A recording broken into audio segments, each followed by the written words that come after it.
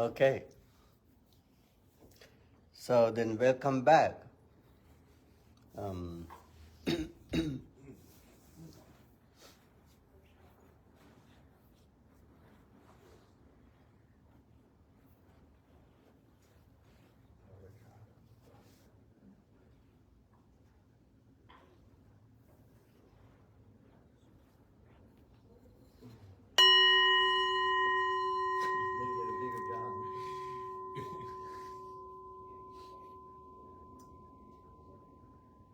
Okay, let's begin. Homage to the Buddha. Namo tassa bhagavato arahato samma sambuddhassa. Namo tassa bhagavato arahato samma sambuddhassa. Namo tassa bhagavato arahato samma sambuddhassa. Homage to the Blessed One, Worthy One, and fully enlightened One. Sadhu, sadhu, sadhu.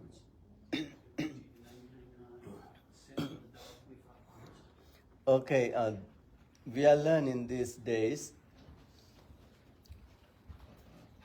a very wonderful sutta. Anyone remember the name of the sutta we are learning?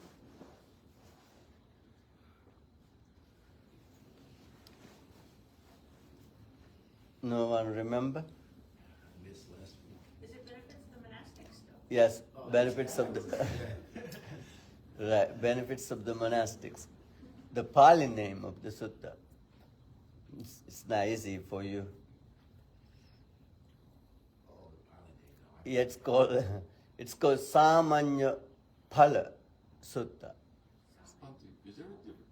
Pardon me if it sounds like a dumb question, but is there a difference between sutta and sutra, or is there's a difference? Or Same meaning. Okay. Sutta is the Pali. Sutta is the Pali. Sutra is the Sanskrit. Oh, so same word, different. Same one word, is Pali, different one is language. Yeah, that you're right. Yeah, Sutta is the Pali and Sutra is the Sanskrit. Yeah, the same meaning.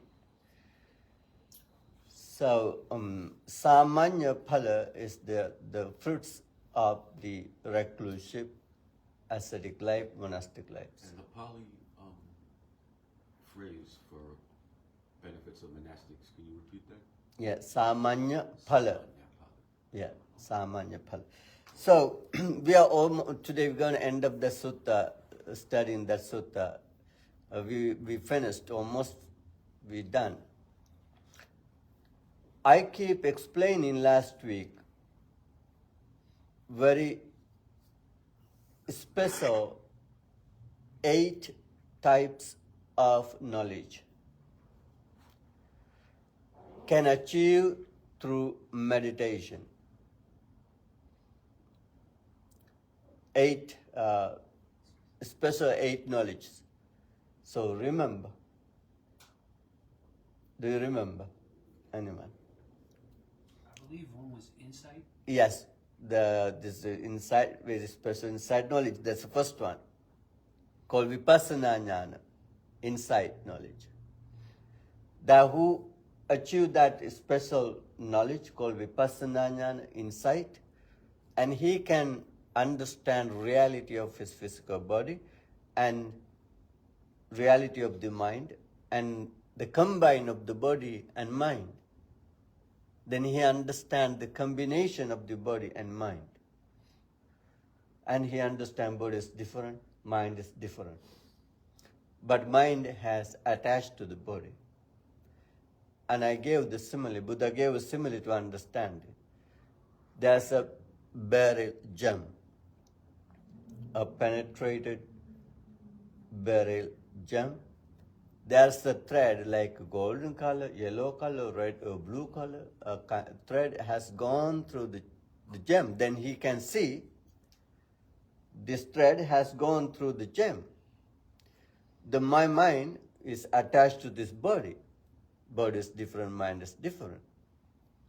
Then he can have that special knowledge to see his reality of his mind and body. This is called vipassana jnana, insight knowledge. The second one called manomaya iddhi jnana, an ability to produce his own body, a second body, mental body.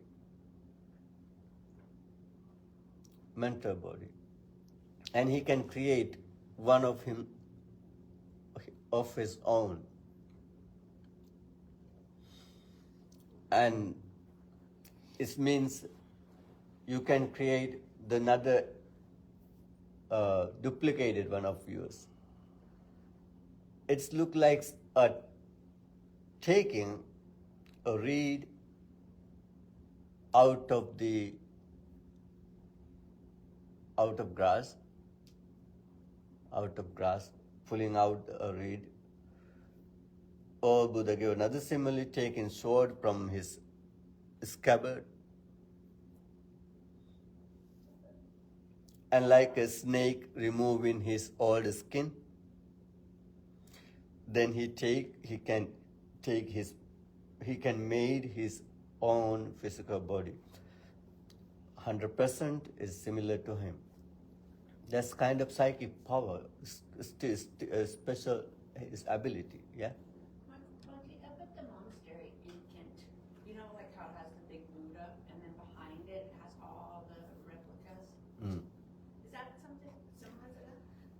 A representation of Actually, that means in the heaven, I think kind of heaven, the Amitabha Buddha is living, and then all other Buddhas, and the text explaining there's thousand Buddhas is living there. I think they represent that. That's what that represents? Yes. That's what it is representing that. Okay. I never knew that. Yeah. Do you see there's some kind of the pictures around the wall? Yeah. And in the middle, very middle of that, there's a Buddha. Yeah. There's Amitabha Buddha. Okay. And then on the top of the wall is 1,000 of Buddhas. Yes. I didn't know there was 1,000. That's how many it is? I think- Exactly 1,000? Not 1,000, I think more, 10,000 Buddhas. Oh, is- okay. Is each one supposed to represent like a different reincarnation of Buddha or something like that? I think many different Buddhas. The very, very, very famous and very most important Buddha is the Amitabha Buddha. But it's not this concept that you're talking of recreating a replica? No, Not that. no. Because this is the same one. Then I create my own Okay. body. But it's 100% me. But in that temple, the Buddhas are different Buddhas. So this third special knowledge and ability skill is the iddivida jnana. Iddivida means the psychic power, ability to fly, ability to sink in the earth, walking on the water, going through the walls and mountains and rocks. And that's called iddivida jnana. And then it is explained, Buddha explained by simile, given a simile to understand that is like a potter. He creates so many different types of pots by using clay. Michael, can you mute? Michael, you may mute everyone. So the clay, the potter used some kind of clay to the potter used clay to create. He create plates, and he create cups and many different vases and many different things, even the animals and many things, whatever he want to create, he can create, right? By using clays. similar to that skill of the individual, and he can create many things. He can walk, he can fly, he can disappear, appear. So that's called Iddhividanyana. Yeah. So, from what I gather, through my consciousness, my mind, I can basically create. I can go to Israel right now. Yep. Meditation. I can fly. Yeah. Okay? Yeah. I want to take a trip. Yeah. I think that's called this Iddhividanyana, and they appear, they disappear, they can appear anywhere, and Buddha used sometimes this power to help others. And then another special knowledge called Dibbasota Jnana, divine ear, and he hear the voices of the humans and deities anywhere in this world, even in the heavenly world.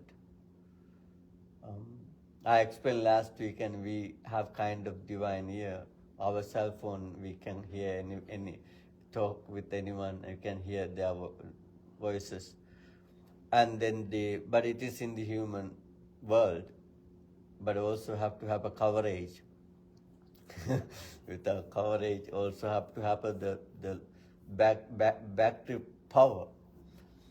So this ability, he can hear any voices in the human world and the heavenly world. And Buddha explaining it is look like a person walking on the street, then maybe someone keep playing guitar, then he can hear the guitar and he understands there's a guitar, sound of the guitar. And someone playing the drum, and he understands there's the sound of drum. If someone playing a saxophone, then he understands the sound of saxophone. He can clearly understand the sound. What is the sound? And this ability of Dibbasota, divine ear, and he can hear any kind of voice and anywhere in human world and heavenly world. And then and Buddha explaining another skill called Ceto Pariyajnana. Ceto Pariyajnana, also called Parachitta Vijnana Jnana, reading others' mind. And Buddha mostly used this skill to who is come to see Buddha and to listen Dhamma from him, and Buddha read his mind and help him accordingly. And also Buddha had another skill to understand his ability. What is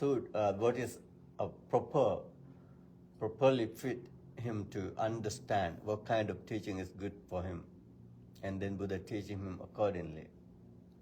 When we go into meditate, some meditator masters have to understand what is good for him, and he keep studying a meditator. Then according to his character, and he give the meditation technique. When someone comes to see Buddha and Buddha talk to him into the point, because Buddha has that ability to understand his nature. But this skill is reading others' mind.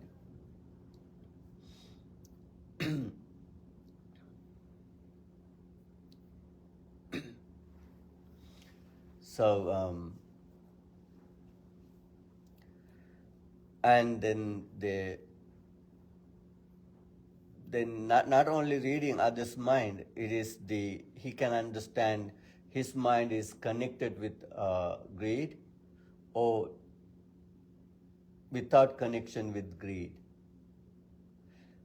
Then he can understand that.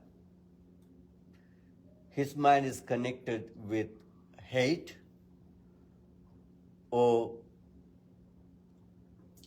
non-connection with hate. It means who is come to me, then I can see he is angry now, and he is greedy, he is lustful, he is in ignorance, he is in pride, conceit, whatever his nature, and he can understand, he can read through his understand his mind. The simile to this, like a young girl or young woman going to mirror, and keep looking at her or him, then he can see every point of his face and his body, and he's fixing them, and he can see them. We go into mirror, we can see, right?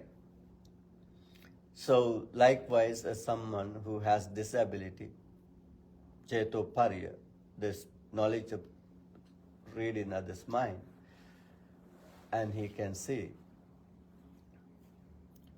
the nature of the other's mind.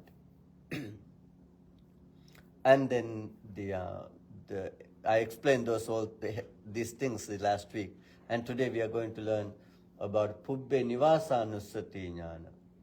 Pubbe Nivasa Nusati Jnana,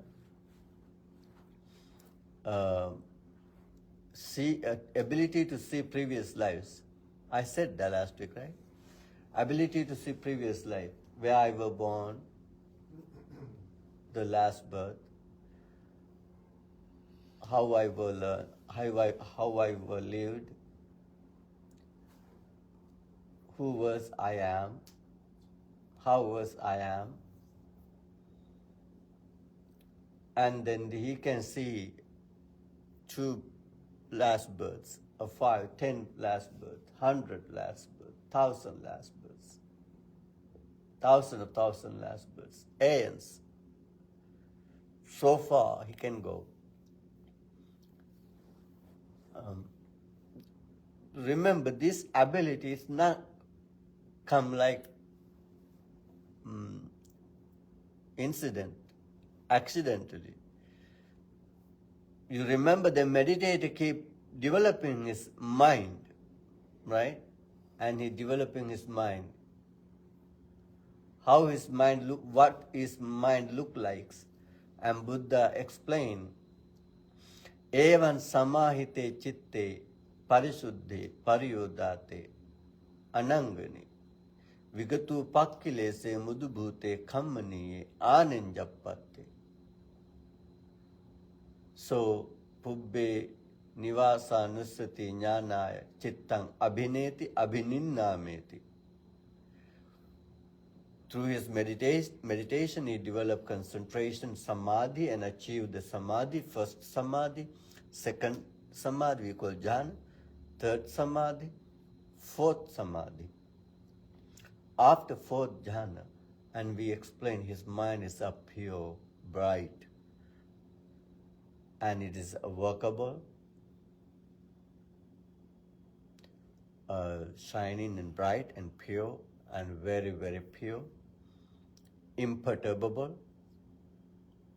not able to shake or change his mind, very, very active and very keen, very sharp.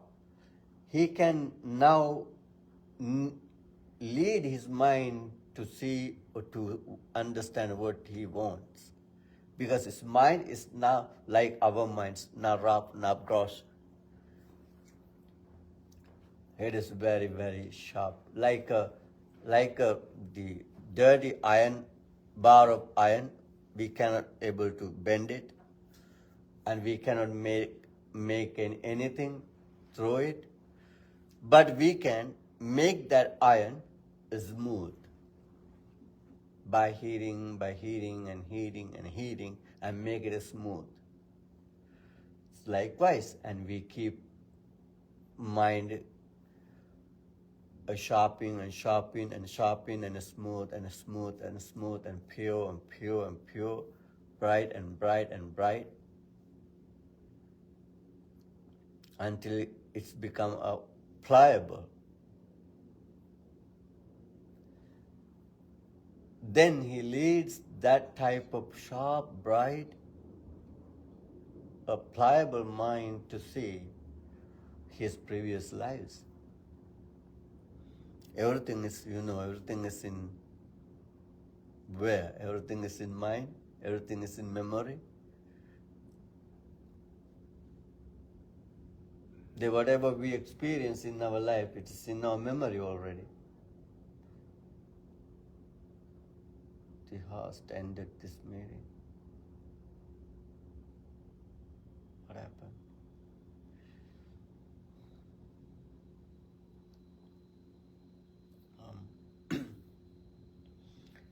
So,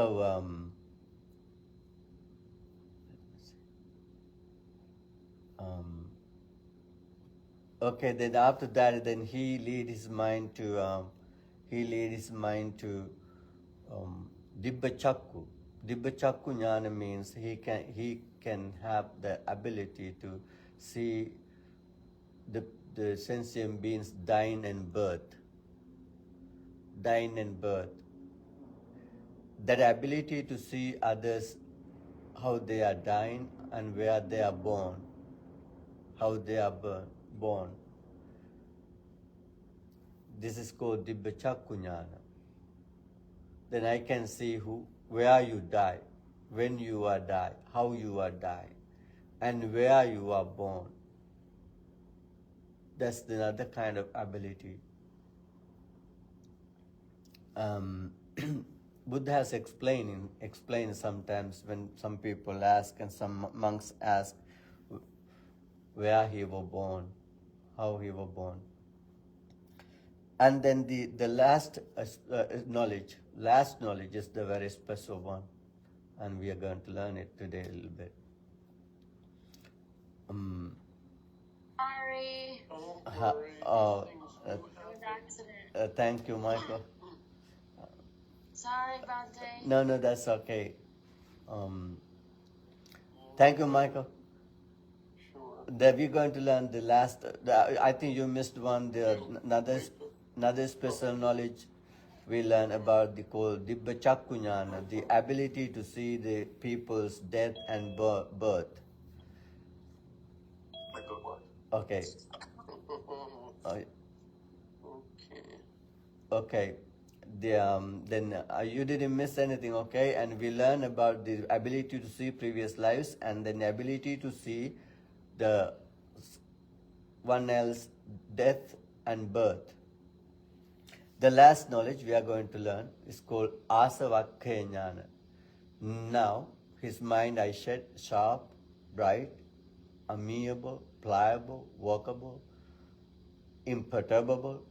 Now he leads his mind to get rid of defilements. Asavakkaya means destruction of the defilements, cankers.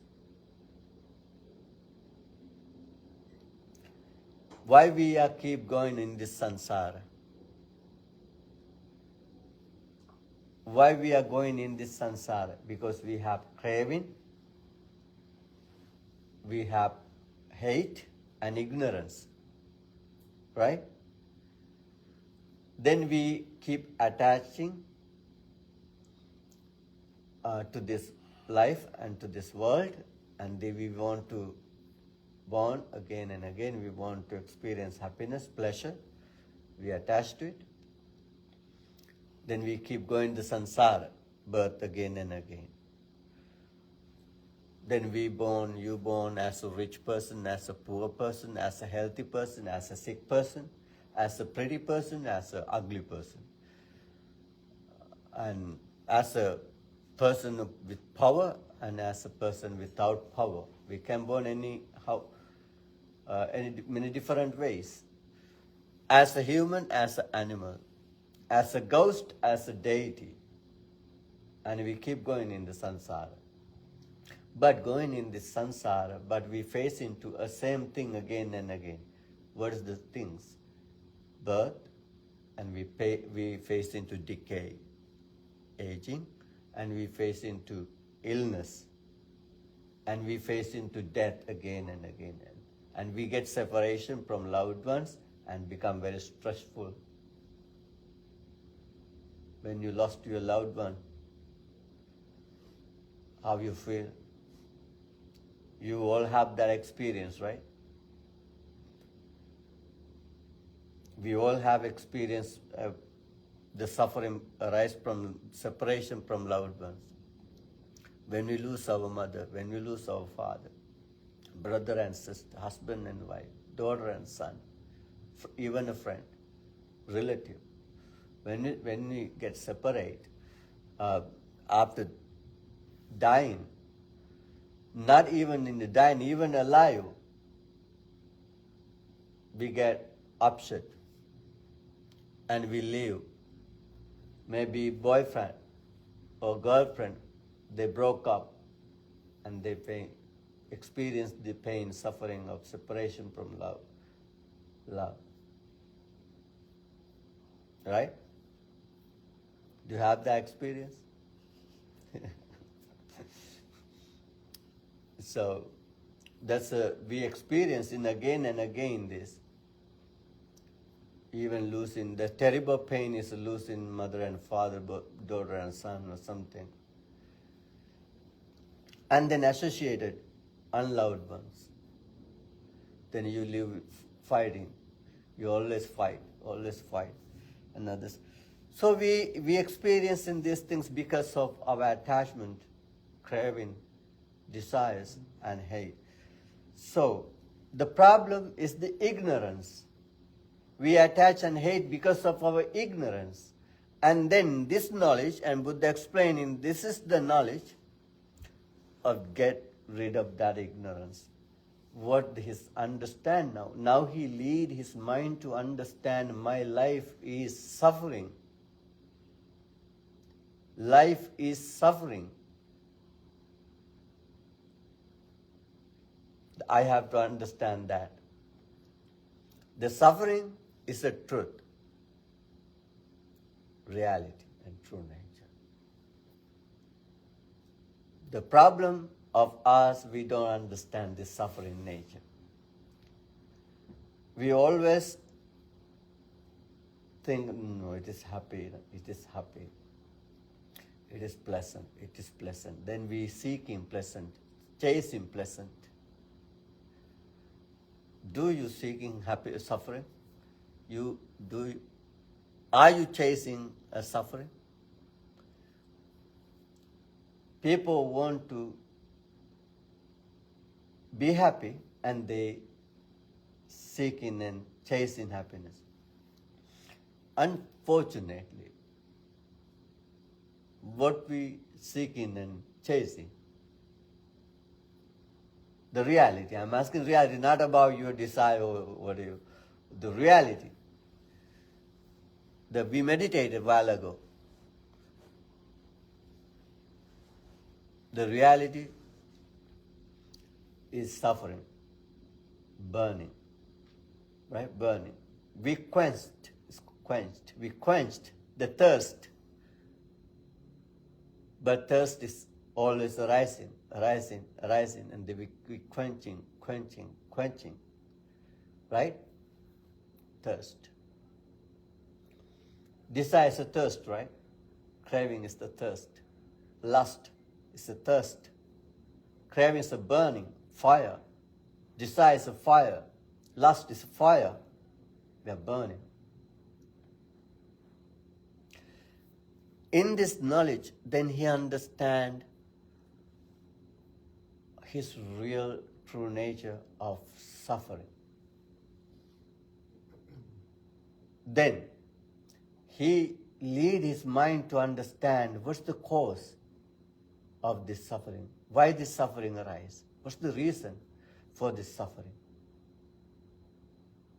Then he understands this suffering arising because of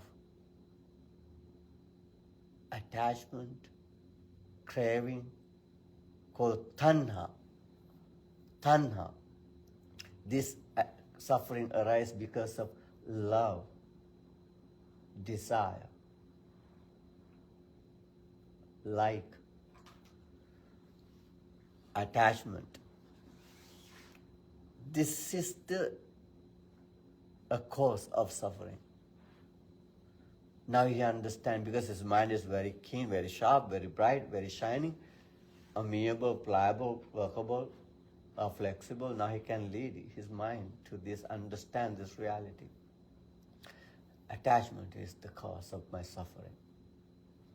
Then, and he understands, now he leads his mind to a cessation of that suffering, cessation of that craving, cessation of that attachment. Now he leads his mind to cessation of attachment. Then he understands, how do I do it? The path to cessation of suffering. Then he understands the path is the practicing ethics, morality, developing awareness, stillness of the mind, purity of the mind, calmness of the mind, concentration, samadhi. Then he understand to developing a wisdom. Now he developing wisdom. And he developing wisdom. To develop wisdom, what he understand? He understand impermanent nature and suffering nature and arising and origin of suffering and Four Noble Truths. Then finally he get destruction of the defilements and cankers. Now he get freed. He get freed and liberate from suffering. He get freed and liberate from attachments. Now he become enlightened and awakening. And then Buddha explaining the king. And this is the highest of fruits, of benefits of monastic life. There are nothing than anything higher than this benefit. And this is the final benefits, the one who can achieve in the reclusion, ascetics life, monastic life. Then the king, Ajatasattu, was very, very happy. Buddha explaining him from the beginning and step by step and brought the higher and higher benefits. The last benefit is freedom, liberation, awakening, enlightenment. And then king said, king was very, very happy, very, very happy. And the king appreciated Buddha's teaching, and he said, Abhikkantang bhogotama, abhikkantang bhogotama. Excellent, Bhante, excellent. This is amazing. And he said, Patichannang va vivareya. Something was upside down. Something was hidden. But now you make it clear. You make it visible. Now I can see. I didn't have this knowledge before. Patichannama vivaraya, something you reveal what was hidden. And you was lighting lamps in the dark. Then who has a good sight and see the forms? Then you go into room at night. You can't see anything. You turn on the light. Then you can see everything. Someone, it is look like someone lighting a lamp in the dark, then who has sights, eyes, and can see. It is look like to me, Bhante, and you are giving me a light, then I can see clearly. And then the king also said, who was lost is the path and kept wandering on the wrong ways, wrong paths. Someone who has compassion about him and saw the right path. Oh, you should go this way, then you can reach to your destination. I was wandering in the samsara. I haven't seen the right path, and you saw me the right path. Now I can see, Bhante, clearly. And then he appreciated Buddha's teaching and said, Bhante, accept me as your lay follower. I go for refuge in my life. I go refuge for Buddha, for Dhamma, and for the Sangha. And then king said, it is time to me to leave, Bhante. I have something to do. And Buddha said, you know your time to you to leave, and you are able to leave. And then the king left after respecting Buddha and keep bowing, circling around Buddha and keep bowing to the Buddha, and the king left with his supporters and people who came with him. After leaving of the king, and Buddha said, address the bhikkhus, you know. And before king left, and he said something I couldn't tell you. And king said, Bhante, I was stupid. I was foolish. I killed my father. My father is a righteous one. Very, very righteous one. A good person. But I was ignorant and driven by craving. I killed my father because I wanted to be a king. Then he said, forgive me, Bhante. Forgive me. Buddha said, I accepted your forgiveness. But now you can come to firmly not to do something like that in your life. This is kind of another practice. By understanding our mistake, then we firmly come to determine not to do it again. And that king left, and Buddha said to the monks, if this king didn't kill his father, and he were lucky enough to become enlightened and awakening right here in this very seat. After this teaching, and then king was able to arise like an enlightened one. But he couldn't. Why he couldn't? He killed his father. He has a regret in his heart. There are 5 bad karma, things we're not supposed to do in this life. Whoever have done one of these, not able to attain enlightenment in this life. The first, killing mother, killing father,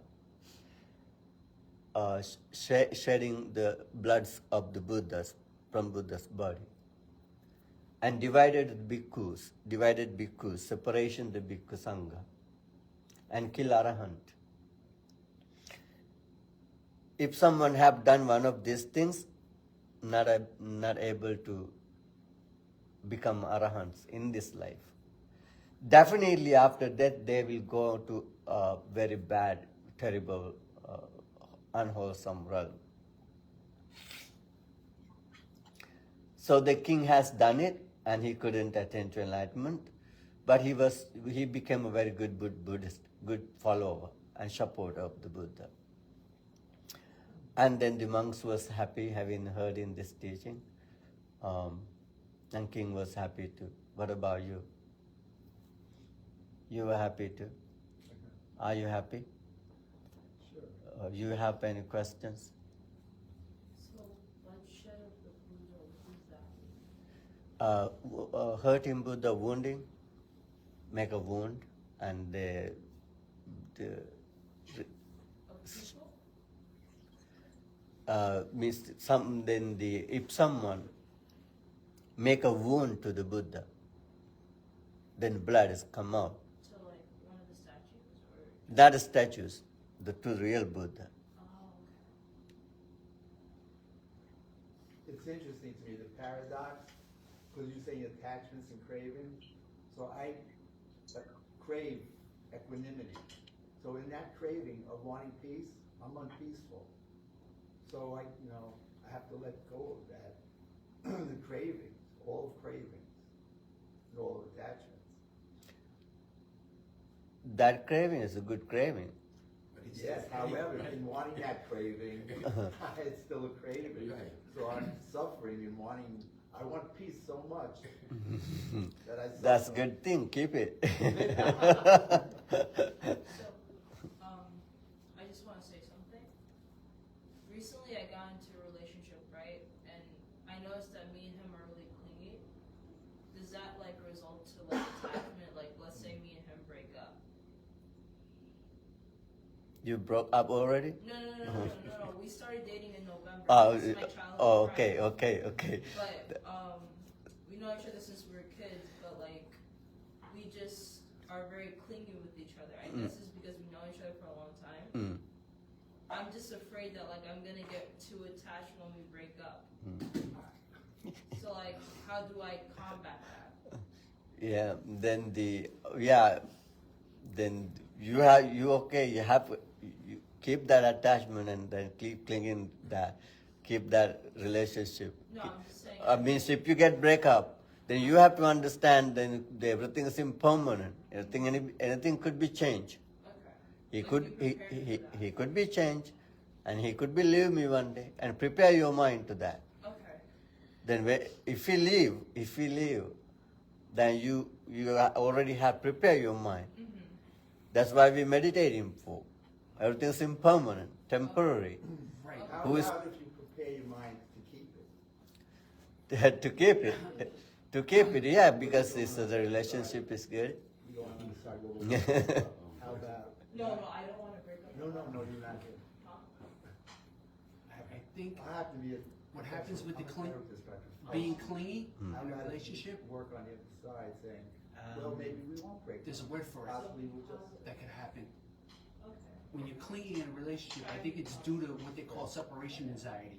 What happened. Like you experience some type of anxiety because you can't be without that person, and you always feel like you have to be with somebody.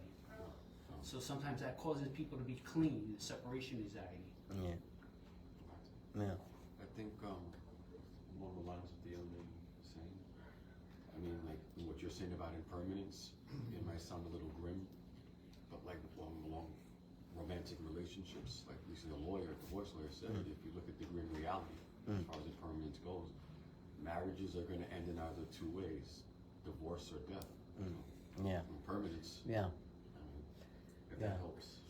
But keep expecting this suffering, this pain, the pain. Keep expecting. If you love someone, if you fall into love with someone, keep expecting this suffering, and when you have that, then experience it.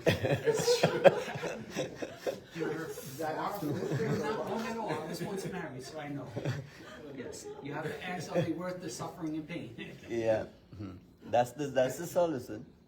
Prepare to get your heart broken. Yeah. I'll try. No, I'm joking. Then you're good. So do anyone online have questions?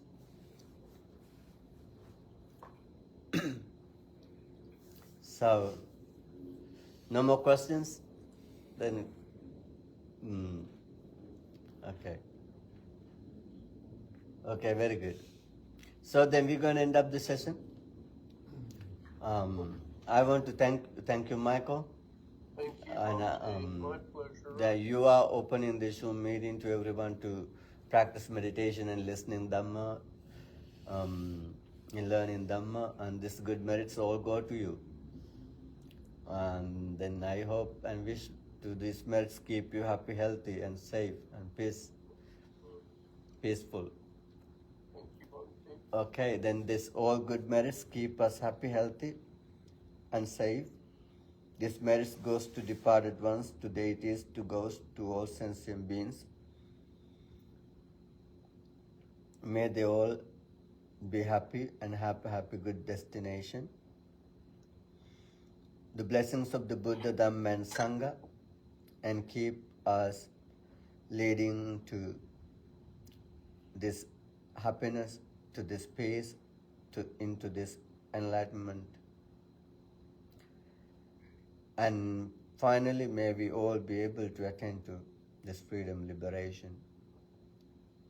Akasattha Chibummattha Deva Naga Mahiddhika Punyantang Anumoditva Chirang Rakhantu Sasanam Chirang Rakhantu Desanang Chirang Rakhantu Mang Parang Sabbhitiyo Vivajjantu Sabbarogo Vinassatu Mate Bhavatvantarayo Sukhi Digayuko Bhava Bhavatu Sabba Mangalang Rakhantu Sabba Devata Sabba Buddhanubhavena Sabba Dhammanubhavena Sabba Sanghanubhavena Sada Sotti Bhavantu Te. Sadhu, sadhu, sadhu.